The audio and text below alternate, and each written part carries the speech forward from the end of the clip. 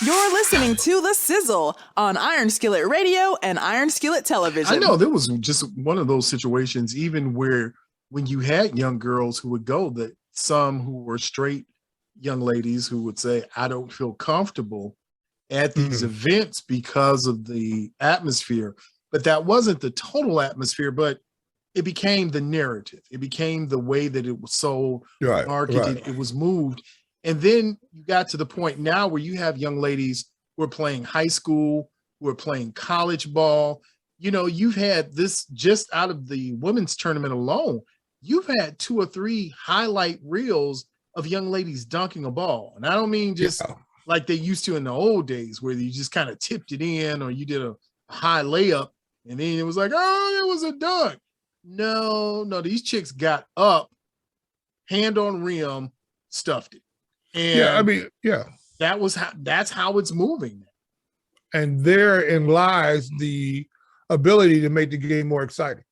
That if you have women who are actually attacking the rim, you got more ladies that can dunk. The one thing about men's basketball is played above the rim. You know, that's the difference. The women's game, I actually think the women's game is actually a better game because they have to work a lot more offense. They can't go one-on-one as much. Every once in a while, you find a women's player who's very, very gifted and can attack the basket one-on-one.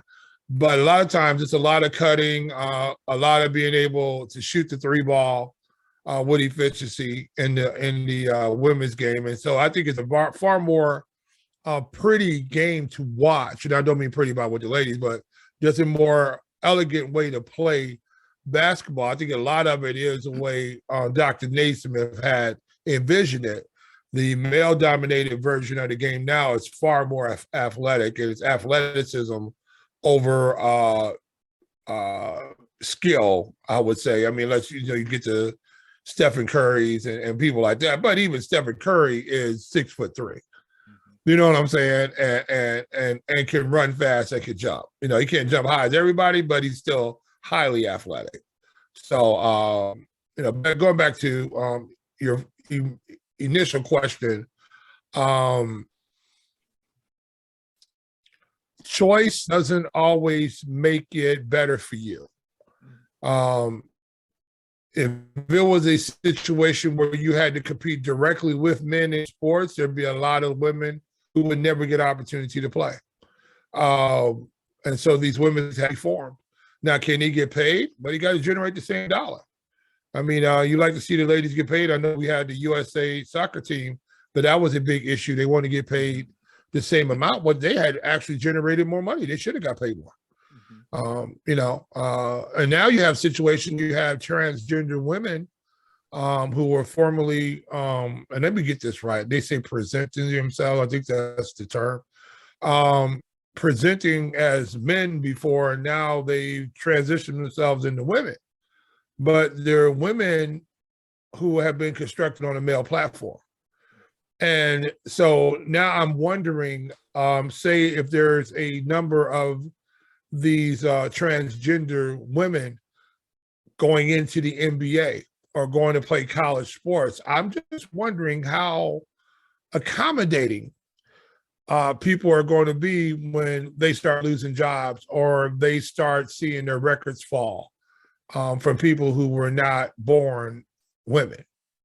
I'm just curious about how that's going to work out, and interested to hear your take on that.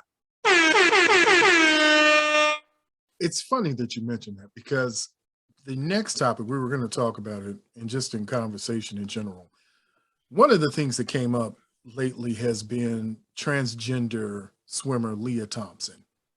And we've had this discussion before. I think we've talked about it probably ad nauseum in private, but let's talk about it publicly because it's something I think there's an inequality.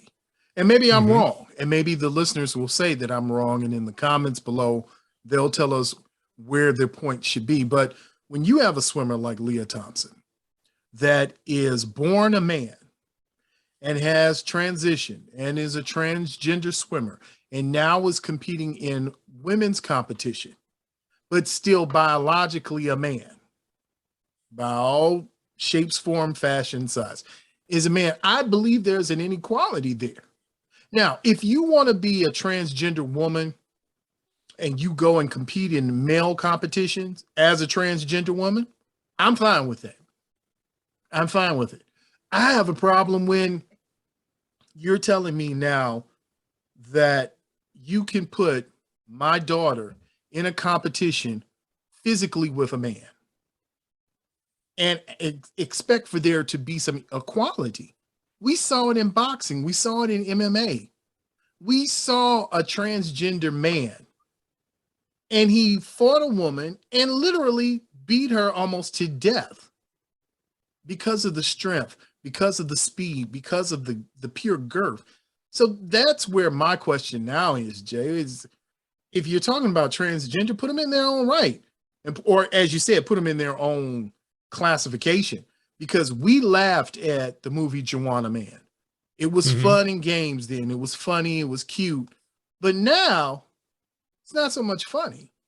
Now it's becoming more, it seems like it's pushing towards a reality. Yeah, and you know, I'll probably get some heat for saying what I'm going to say, but what if you know you're superiorly stronger, bigger, and faster than someone, then what joy you get out of, and they're not competing with you at your same level, then what joy comes to that in beating them? It's just like if you're an 8th grader playing a 5th grader in basketball. You know what I'm saying? Yeah. I mean, the 5th grader can be really good, but if you're a decent 8th grade basketball player, you should be able to beat a 5th grader. Right. Why? Because you're just physically bigger and stronger. And if you're just physically bigger and stronger. And so knowing that's your advantage now, if you're in the NBA or NFL or something like that, you're just a physical freak, where there's other people who are like you. You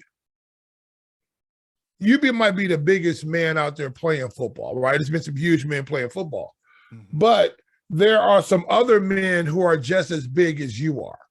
You know, you might be outweighing by 20 pounds, but you're not, outweighing somebody by 50 pounds, and nobody else in the league is as big, as heavy as you, or as strong as you, or as fast as you. Now, you have some guys out here super fast that run, 4.2, but there are other players out there that run similar speeds.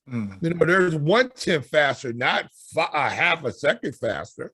And therein lies the whole issue. I don't see what joy you're getting in competing and knowing that you're stepping into an arena where you might not even be ranked nationally at all as a man, but you come in and because you've transitioned and now you're ranked number 1 or 2 as a woman.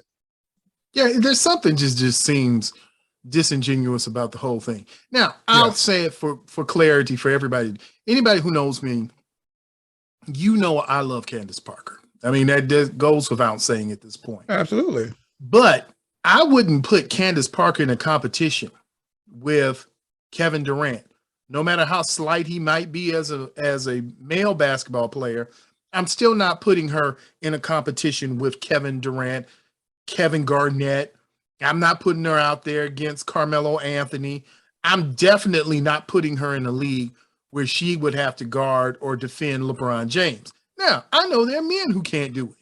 That's fine. That's all well and dandy. But even if you take Pat Williams from the Bulls, he in his green leprechaun shoes, you put Pat Williams and you put him on Candace Parker, I think it's inherently wrong. He's going to give her the business. I mean, as good as she is. Now, we're not saying she's not going to be able to get up a shot or get a put back in, but playing 82 games in the NBA, she'd be beat to death out there.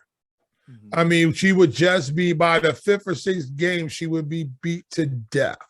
Why? Because she just, and Candace is one of the most in shape women out there. I mean, she's ripped. She's 6'6", strong. I mean, but as for playing in the NBA, Candace, as much as she would try, Candace would be physically dominated. Yeah, it's just like Lisa Leslie. That wouldn't work. You can't put Lisa Leslie and Joe Embiid on the same court and expect for her to defend him. Make sure that you follow us on Twitter, Facebook, and Instagram at Iron Skillet Sports. And remember to like, share, and subscribe to Iron Skillet Sports on YouTube at Iron Skillet Sports.